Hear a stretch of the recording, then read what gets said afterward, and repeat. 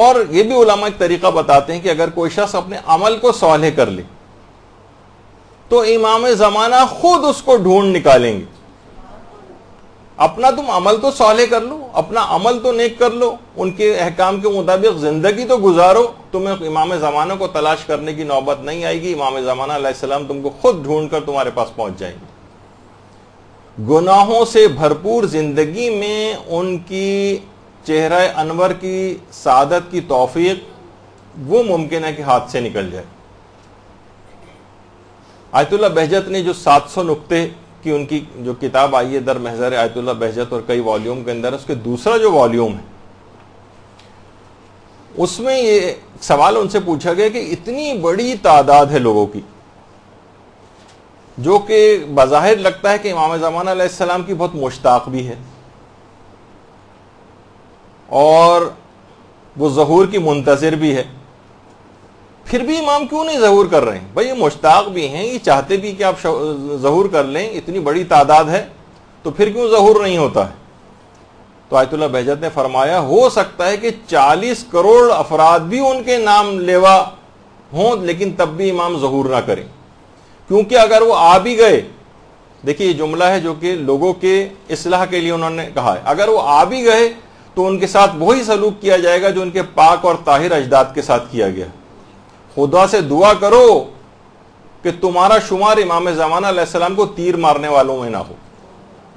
یعنی لوگوں کو واقعتاً دیکھا جائے تو یہ ایسے افراد، یعنی جو ہماری فسق و فجور کے اندر جو زندگیاں گزر رہی ہیں، جو گناہوں کے اندر مبتلا زندگیاں گزر رہی ہیں ہماری، اتنی زیادہ مخالفت پہ قدم قدم پہ ہم قبر وسطہ اور آئمہ کے اقوال اور ان کے فرمودات کو روند رہے ہیں اپنے یعنی طرز عمل سے، تو یہ کیسے ممکن ہے؟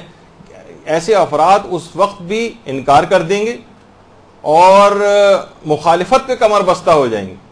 مثلا کتنے افراد ایسے ہیں جو خمس نہیں نکالتے، اس وقت امام نے اگر آ کر کہا کہ خمس لاؤ اور نکال کر، تو اس طرح آج مراجع کی مخالفت ہوتی ہے، اس وقت اس طرح سے امام زمانہ کی بھی مخالفت ہوگی. یہی وجہ ہے کہ آغا ابو الفضل زاہد، یہ بہت ہی پر اثر ان کا بیان ہوتا تھا اور رفع میں شامل ہے. لوگوں سے کہتے تھے کہ ارے لوگ تمہیں علماء یہ کہتے ہیں کہ تم ان کے ظہور کی دعا کرو، ظہور کی دعا کرو، میں کہتا ہوں کہ خدا کے لیے ان کے ظہور کی دعا نہ کرنا. یعنی لوگوں کو سمجھانے کے لیے معذاللہ روک نہیں تھے، ایک طریقہ تھا ان کا. کہتے تھے کیا بغیر تیاری کے بلا کر انہیں شہید کروانا چاہتے ہو یا تم خود ان کی تلوار سے قتل ہونا چاہتے ہو؟ یعنی یہ فسق و فجور اور یہ حرام والی زندگیوں کے اندر، تو اس کے اندر تو امام زمانہ بھی آئیں گے تو تم پر سزا جاری کریں گے.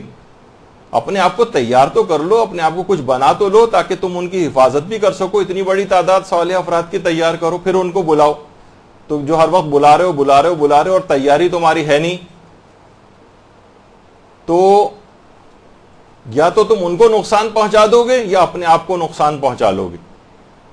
تو لہٰذا پہلے مکمل تیاری کرو اور اس کے بعد پھر کہنا کہ الاجل کہ امام تشریف لائیے. صرف قصیدے وغیرہ پڑھنے سے اس چیز کا پیٹ نہیں بھرے گا کہ آپ نے وہ ریکوائرمنٹ پوری کر لی ہے، اس کے لیے عمل کو بہتر بنانا پڑے گا. برحمتك يا أرحم الراحمين وصلى الله على محمد وآله الطاهرين.